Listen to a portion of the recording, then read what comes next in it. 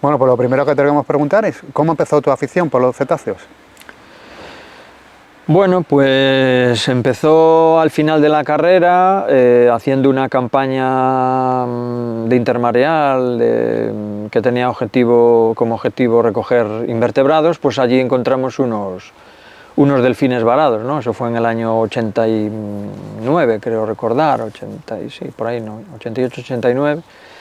Y a raíz de ahí pues surgieron preguntas: ¿qué hace esto aquí? ¿Por qué estos animales se mueren? Y bueno, tirando del hilo llegamos hasta hoy.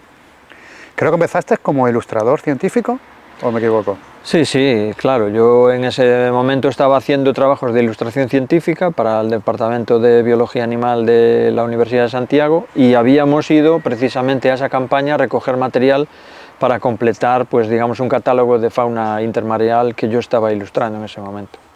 ¿Y sigues ilustrando o ya lo has dejado? Sí, sí, claro, eso es un vicio muy malo de dejar.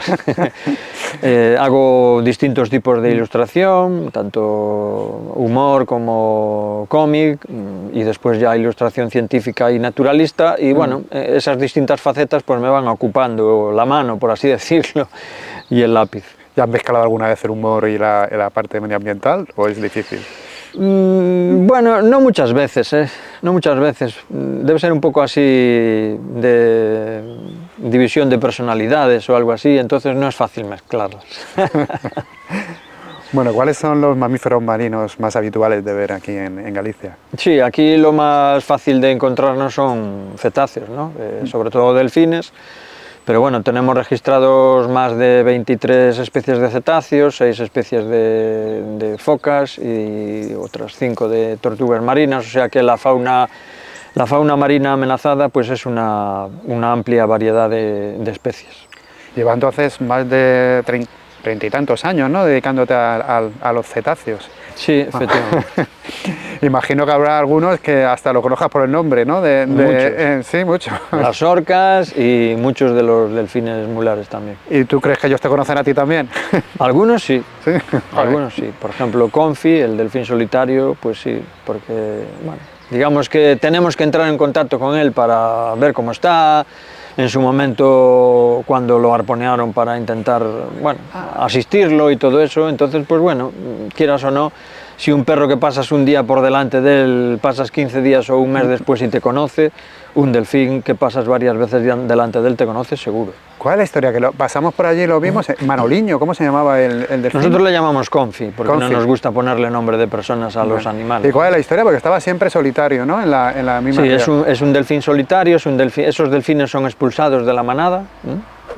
Normalmente en el momento, digamos, de separarse de su madre, los delfines mulares tienen un cachorro cada 3 años y al tercer año la madre pues se separa de él, le dice, bueno, ya está, a partir de ahí te buscas la vida porque yo tengo que iniciar un nuevo ciclo reproductivo. Entonces, en ese momento, si hay alguna situación que impide, digamos, esa separación, ¿no? No sabemos por qué, pues hay dificultades para provocar esa separación, pues esa separación se produce de forma agresiva, ¿no? Y por tanto que los animales son expulsados y lo normal es que se mueren, simplemente, no pueden vivir solos, pero algunos de ellos pues deciden sobrevivir, ¿no?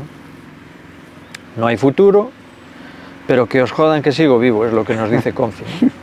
Y entonces pues esa es la situación. En Galicia hemos registrado ya desde los años 70 muchos casos de delfines solitarios, y Confi pues aparece en el año 2019, a final de 2019 es cuando se detecta en la zona de Portosín, y a partir de ahí pues bueno, estos ejemplares solitarios tienen una evolución, ¿no?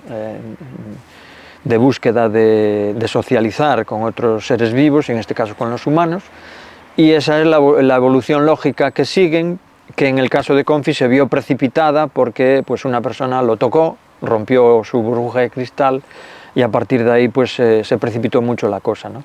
El problema de Confi es que en la ría de Murosnoya la pesca de la navaja, la captura de la navaja se realiza con submarinistas con aire en compresor, es decir, que llevan un tubo unido a la superficie, y la interacción de Comfy pues les causa muchos problemas, ¿no?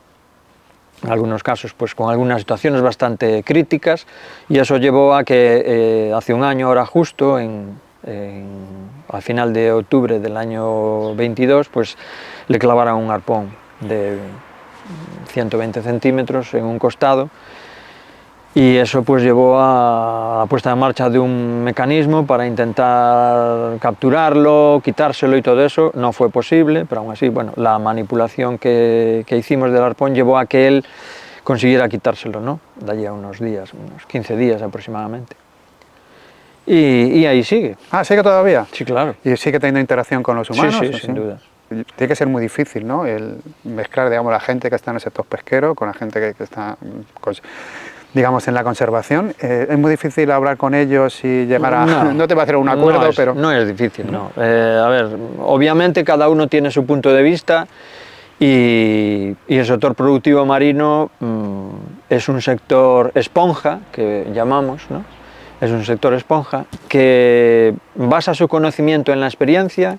En muchos casos ese conocimiento es erróneo, porque está basado en creencias más que en confirmaciones, y por tanto que, dado que es un sector esponja, lo que necesita es información.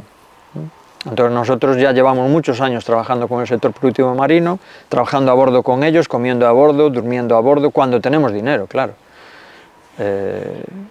Porque funcionamos en base a proyectos, entonces tenemos menos de lo que desearíamos para ese trabajo, ¿no?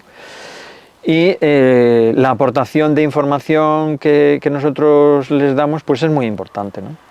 Porque ellos basan su conocimiento muchas veces en mitos que están basados siempre en algo real, pero en premisas falsas, ¿no?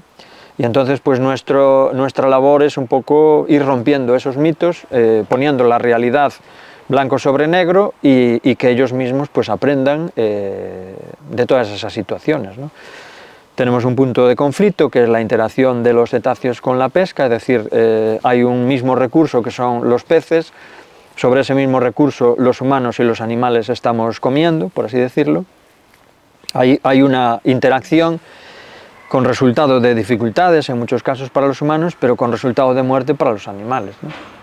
Entonces eso es lo que estamos tratando de analizar, de estudiar, de saber cómo, cuándo y dónde se producen, y ver si es posible minimizar todo eso, pero normalmente pues no disponemos de fondos suficientes para poder llevar a cabo todo eso, ¿no? Y ya que sacamos este tema, en el caso de las orcas, en cómo las interacciones que han tenido las Gladys con las embarcaciones, ¿en qué situación está ahora más o menos? Bueno, en el caso de las orcas es un poquito diferente. Las orcas pues ya interaccionaban con el ser humano desde hace miles de años. Hay un contrato escrito en algún sitio, mediante el cual los humanos colocamos almadrabas y las orcas nos ayudan a coger los atunes. Las almadrabas sin orcas no funcionan.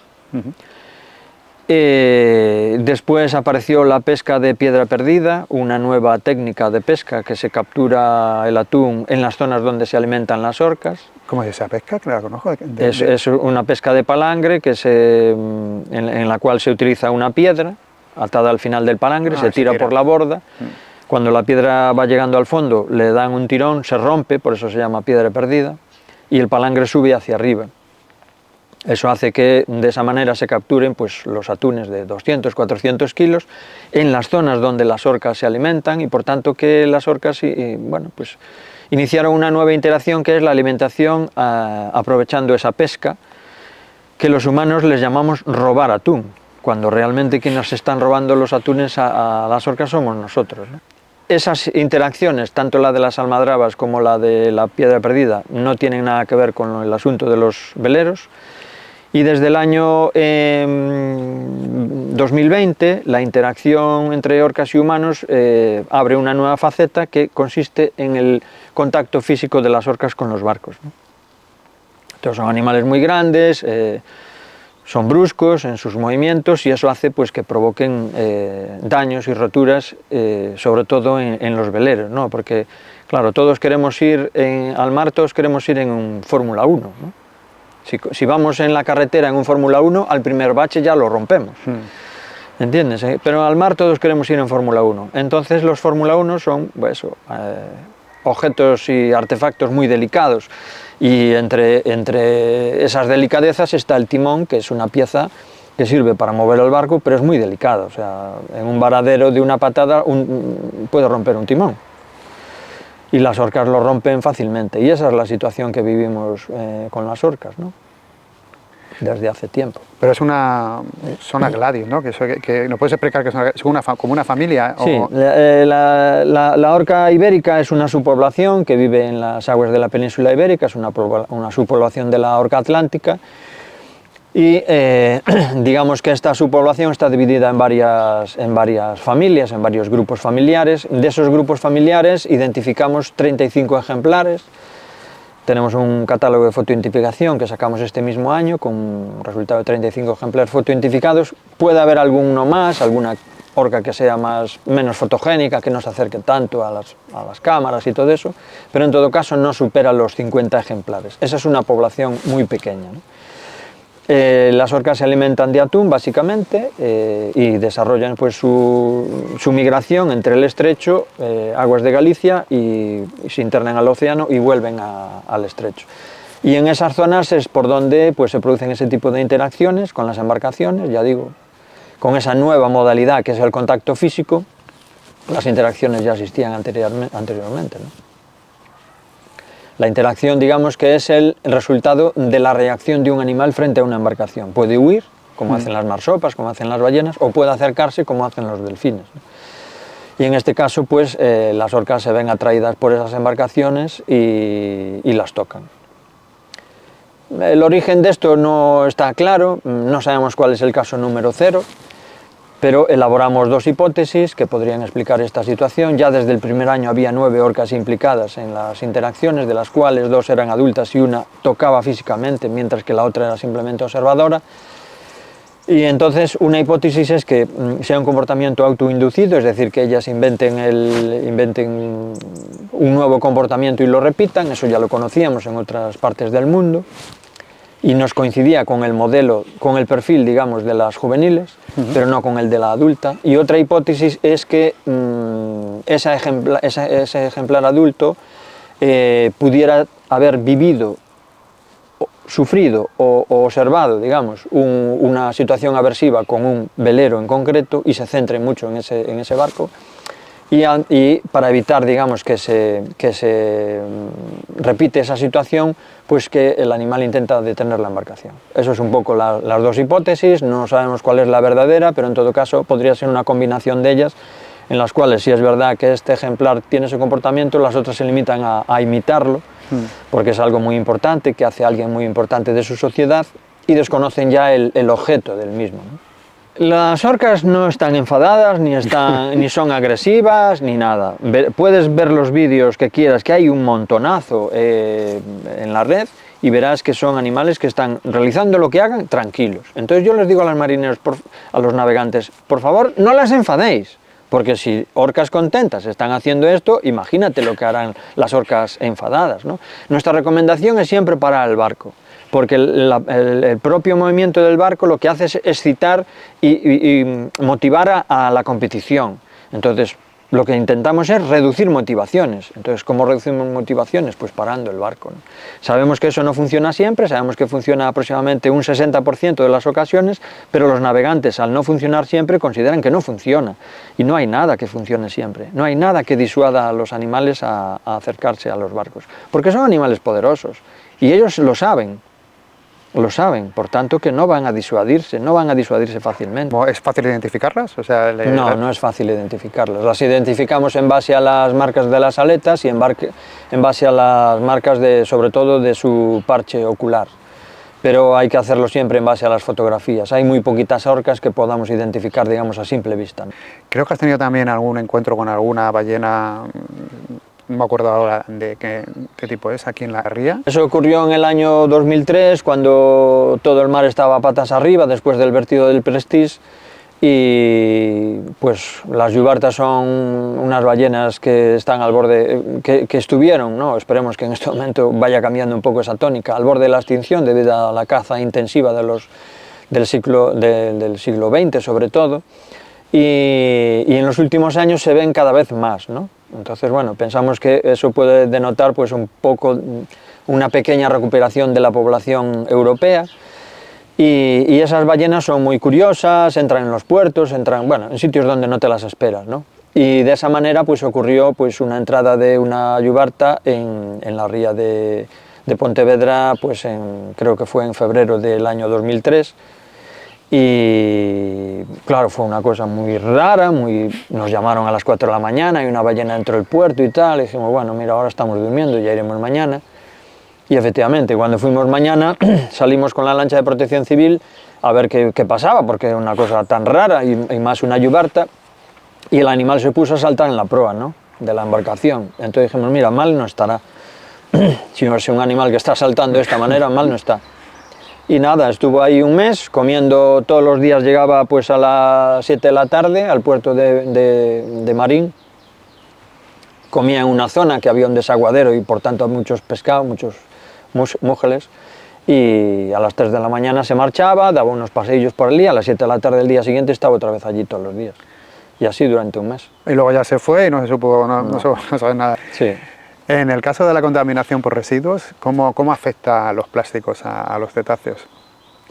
Bueno, los plásticos a toda la fauna marina pues afectan muy negativamente, ¿no?, porque son objetos inertes, digamos, que van a inferir en su vida, ¿no? En el caso de esta fauna de la que estamos hablando, afecta muchísimo más, por ejemplo, a las tortugas marinas, afecta a los tiburones peregrinos, a las ballenas y en menor medida pues a los odontocetos, ¿no? En términos generales, digamos, de los más de 8.000 varamientos que tenemos en Galicia registrados del año 1990, la incidencia de los plásticos es muy baja, es menos de un 1% en los cetáceos.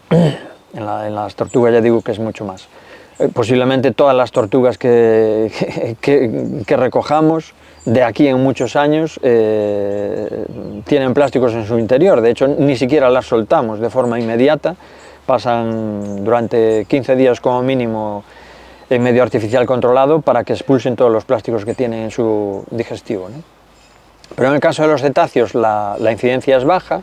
Por ejemplo, los delfines mulares saben lo que son los plásticos y no los comen, juegan con ellos, los utilizan, digamos, pero saben que eso no sirve para comer porque viven muy cerca nuestra y nos conocen muy bien, ¿no? Y por tanto que saben que es no sé si entienden que es un residuo, pero saben que es algo nuestro que no sirve para comer. En cambio, si cogemos el grupo de los grandes buceadores, ¿no?, como los cifios y los cachalotes, el 70% de los ejemplares que aparecen varados tienen plásticos en su interior, y muchos de ellos, la causa de la muerte es la ingestión de plásticos, pero estamos hablando, por ejemplo, en un cachalote 22 metros de cabo ingeridos, o en un cifio pues más de 7 kilos de plásticos tragados, ¿no? Esto nos abre varios debates. Uno de ellos es que esos animales cogen esos plásticos a las profundidades a las que se alimentan. Estamos hablando de más de 1.000 metros de profundidad, de 1.000 a 3.000 metros de profundidad, es decir, ellos seguramente en superficie no se tragan ningún plástico, no saben lo que es, pero no se lo comen, pero a esa profundidad consideran que todo lo que hay es para comer. Entonces ahí es donde está el riesgo pues, de esos plásticos, es decir, esos animales nos están diciendo que hagamos lo que hagamos, aunque pongamos una moratoria al año 2030 o no sé qué, no sé cuánto, para la eliminación de plástico, da exactamente igual. Esos plásticos están a más de 1.000 metros de profundidad y van a estar ahí durante miles de años. Eso es la primera cosa. Y después hay otra cuestión que podría estar relacionada con problemas neurológicos de algunos de esos animales, que también podría explicar la ingestión de plásticos. Es como si una persona humana pues tiene cataratas, cada vez ve menos y cada vez recoge su alimento pues, al tacto, ¿no? Entonces cualquier cosa que le parezca una manzana pues se la comerá. Eso es un poco la explicación de esos problemas neurológicos. En todo caso, las dos situaciones son graves, porque primero habría que saber por qué esos animales tienen esos problemas neurológicos, que pueden estar derivados pues, de acumulación de contaminantes o de acumulación de por ejemplo, de virus o de cuestiones de ese tipo. Y después, pues lo que hablamos de la persistencia de los plásticos a grandes profundidades, ¿no? La verdad es que es triste escucharlo, sobre todo a grandes profundidades, porque dices, es que como dices tú, poco se puede hacer. Ya... Sí, a ver, poco se puede hacer, pero de lo poco que se puede hacer, por muy poquito que sea, no se está haciendo. En este momento se está esperando a que el volumen de plástico sea tan grande, tan grande, tan grande, que interese salir a pescar plásticos, así directamente.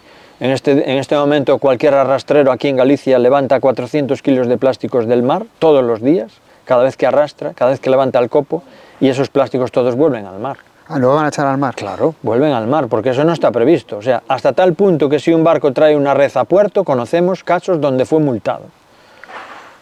¿Pero y por qué lo multan? Pues porque se trae una porquería a puerto y tiene que gestionarlo usted, ¿sabes? En vez de decirle, no, mire, es que usted acaba de hacer una heroicidad, le vamos a descontar el 10% del IRPF de todos sus trabajadores, ¿sabes? Eso es un incentivo. Sí, al día siguiente el señor traería más basura. Pues al contrario, o sea, lo multan y ese señor dice, mira, en la puta vida vuelvo a traer ni un solo plástico más.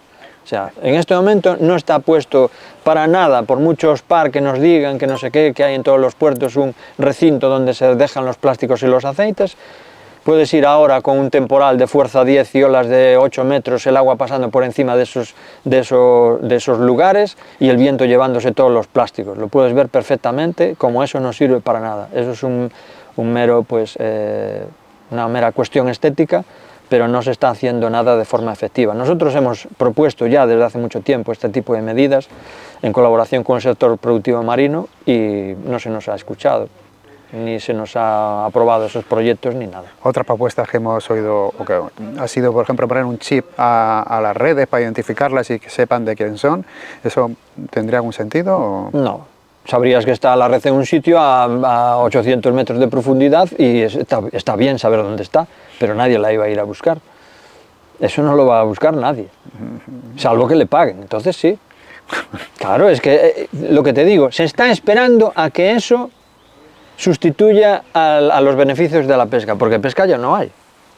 Entonces en algún momento, cuando ya tengamos los plásticos hasta aquí, a alguien se le ocurrirá poner en marcha un negocio, que serán siempre grandes empresas y grandes mafias y todo ese tinglao, y que cobre por recoger los plásticos, porque ya, y lo pagaremos con gracia, ¿no? Es decir, por favor, quítennos esos plásticos, pero es que ya estamos proponiendo en este momento quitar los plásticos, nadie está invirtiendo en eso. Bueno, un poco está pasando ya, que muchas veces te sacan las noticias, que no sé hasta qué punto será cierto, los pescadores que traen los residuos al mar y te lo venden como si todo el mundo lo estuviese haciendo, que te dicen que son los más interesados y que luego hacen ropa, se supone, con ello.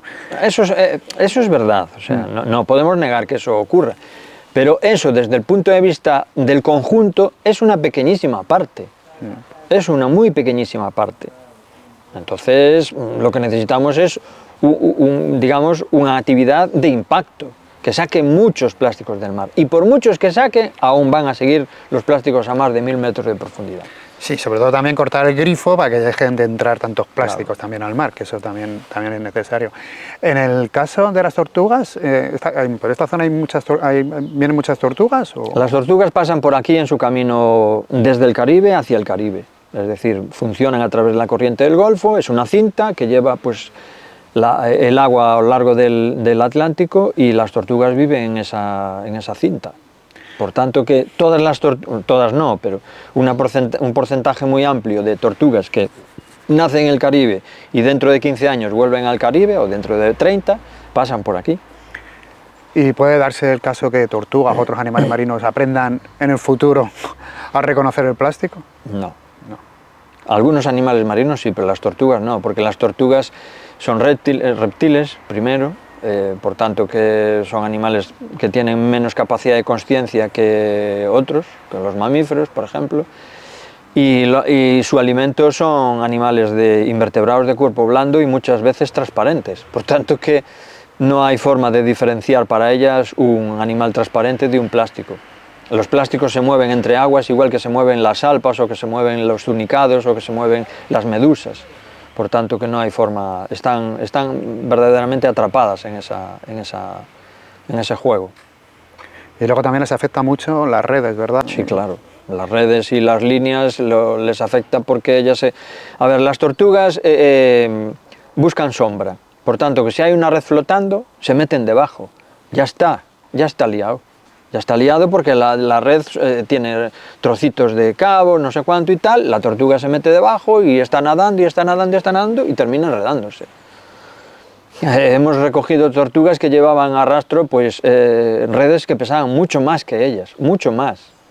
Y lo que les daba para ir a respirar y tal, y las coges, muchas veces no las consigues sacar adelante porque ya están en una situación tan extrema que no hay forma. O amputaciones, a tortugas que les falta una pata, o a veces las cogemos con cortes tremendos que le llegan hasta el hueso y aún así pues conseguimos recuperar esa pata y aunque pierdan movilidad, la conserva, ¿sabes? Es decir, es mejor ir con 4 patas, aún con una un poquito a rastro, que con 3. Y hemos soltado animales con 3 patas también. O sea, los microplásticos, digamos que son los trocitos de plásticos que se rompen, sabemos que el 90% de los animales examinados tienen microplásticos. El problema no es cómo afecta desde el punto de vista químico un plástico, que posiblemente no afecte en nada.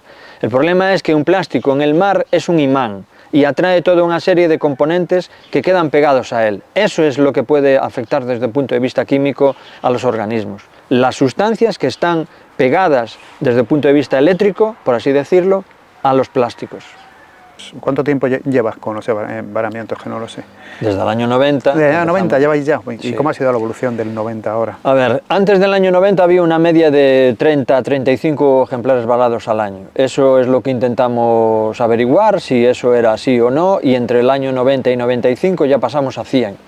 O sea que vimos que hasta ese momento pues, los datos de los ejemplares varados eran anecdóticos, y a partir de ahí pues, el aumento que se produjo de los varamientos fue por la puesta en marcha de la propia red de varamientos. Por tanto, que digamos que entre el año 90, 95, 97, digamos que el aumento podría ser achacado a la propia difusión, a la red de varamientos y al control de la costa. Pero es que los varamientos no dejaron de ascender desde ese momento también. Podemos pensar que en este momento tenemos una media de 260 varamientos al año, pero que este año llevamos 560. Son cifras absolutamente desorbitantes y sabemos además que los varamientos son la 4ª parte de los ejemplares que se mueren en el mar. Si queremos resolver a la pregunta de cuántos ejemplares se mueren en el mar, tenemos que contar el número de varamientos y multiplicar por 4, ¿no? Estamos hablando de cifras que ponen los pelos de punta a cualquiera y que con esas cifras pues, se cerraron pesquerías, por ejemplo, en el Golfo de Vizcaya hace años. ¿Y cuáles son los animales que varan con más frecuencia? La mayor parte de los ejemplares que varan son delfín común, que es la especie más frecuente que hay en Galicia.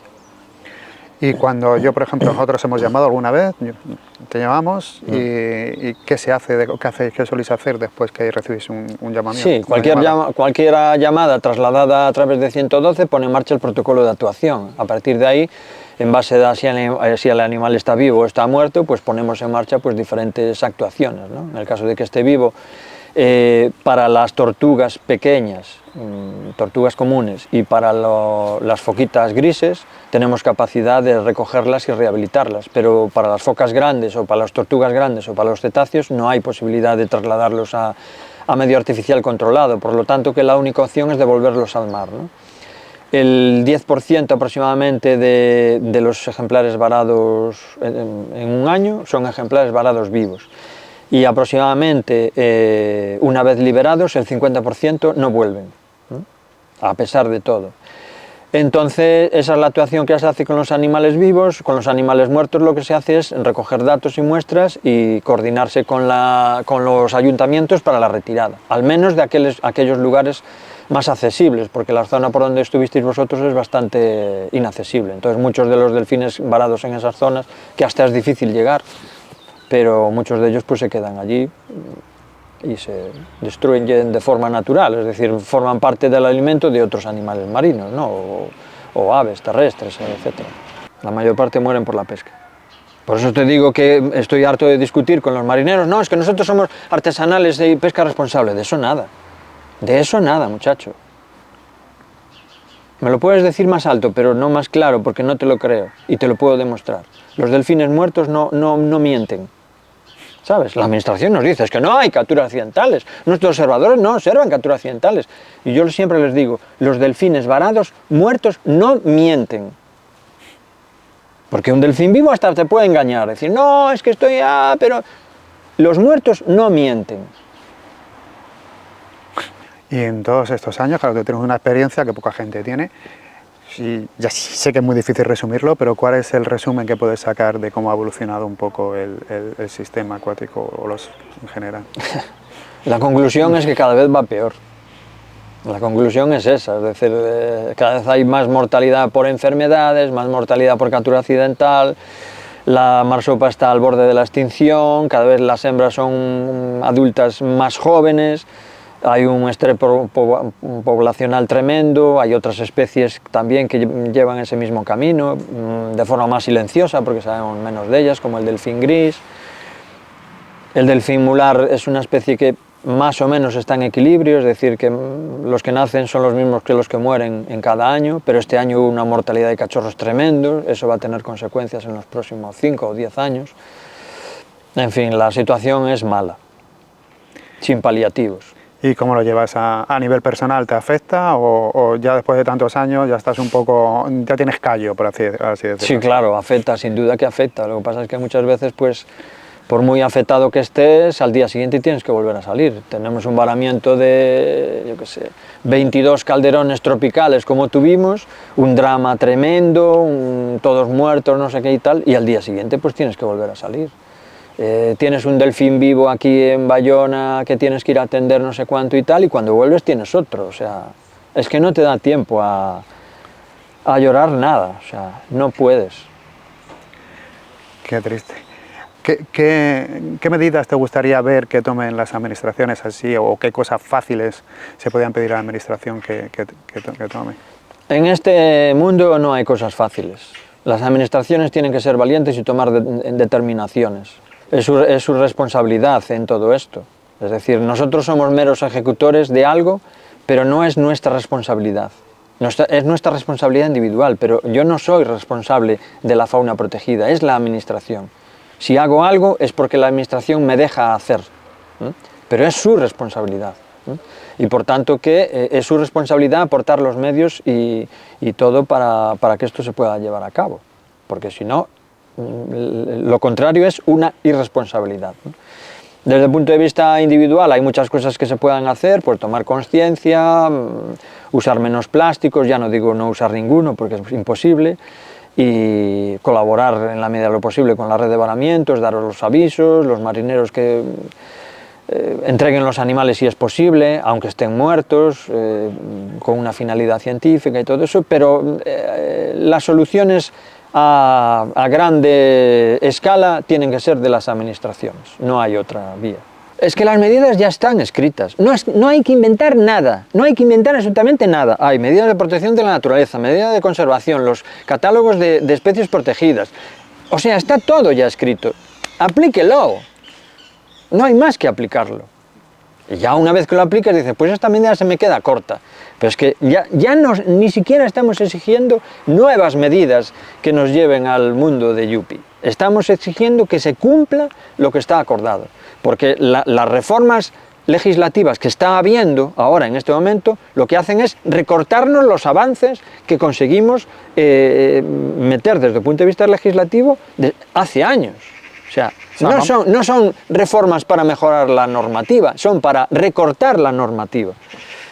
Eso, por ejemplo, en la pesca, ¿no? Que están aumentando las capturas, sí que tengo entendido. No, eso cosas. No tiene nada que ver. ¿No tiene nada que ver? No, a ver, las capturas de la pesca dependen de la evaluación del recurso. Entonces pueden aumentar o pueden disminuir, según cómo se vea la situación del recurso. No es la pesca lo más grave de la situación.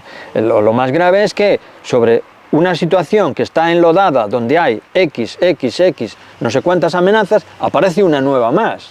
Y las amenazas no se suman, se multiplican. Es decir, ahora nos viene la eólica marina. ¿Qué nos va a sumar eso como amenaza? No nos va a sumar nada, nos va a multiplicar por N a los problemas que ya hay. Incluso la pesca. La pesca es una actividad a extinguir. Con la eólica marina se da un pasito más en esa extinción. En eso estamos con los marineros, sin duda. ¿Sabes? Cuando nos dicen, no, soy pesca artesanal, mi pesca es responsable y estoy en contra de la eólica marina. Y yo le digo al marinero, yo estoy a tu lado, pero que sepas que la pesca artesanal no es nada pesca ambientalmente responsable, ni mucho menos. Pero estoy a tu lado para tratar de la eólica marina y para tratar de los problemas que tiene la pesca. Así que escúchame cuando te hable de la pesca. No me hables interesadamente de la eólica marina porque va a eliminar tu actividad. Eso ya lo sé. No es tan fácil. No, claro que no es tan fácil, sobre todo porque tenemos que vivir los dos vecinos todos los días. Ya lo sé que no es tan fácil. Pero los otros vecinos están ahí, en el mar. ¿Y tienes conexión con alguna especie en concreto? O sea, las orcas, los delfines... No, porque cada una tiene su importancia en su momento o en su lugar. Y todas tienen su papel muy importante a nivel ambiental, ¿no? Obviamente vas a estar más sensibilizado con aquellas que tienen más problemas, ¿no? Como puede ser la marsopa. Los delfines comunes, bueno, sí, te preocupan sin duda, como todo, pero es que hay tantos que muchas veces dices, bueno, pues mira, este sí se muere, que se muera, porque no le queda más remedio, ¿sabes? Y no puedes hacer más, pero por la marsopa intentas desvivirte porque es que cada una que se muere desaparece un paso más esa especie. Y para ti, es una pregunta difícil, ¿qué significa el mar o el océano para ti personalmente? Pues el mar es el origen de todo. No digo del universo porque no lo es, pero es el origen de la vida y por tanto que, bueno, pues hay que verlos desde ese punto de vista, ¿no? Y la vida en el mar es muy difícil, los animales que se adaptaron a vivir en el mar tienen unas adaptaciones tremendas, que son absolutamente prodigiosas, y entonces, pues bueno, dado que la situación de muchos de estos animales es muy negativa a causa de las actividades humanas, pues de alguna manera pues también nos sentimos un poco con ese deber de actuar sobre ellos, ¿no? En su beneficio.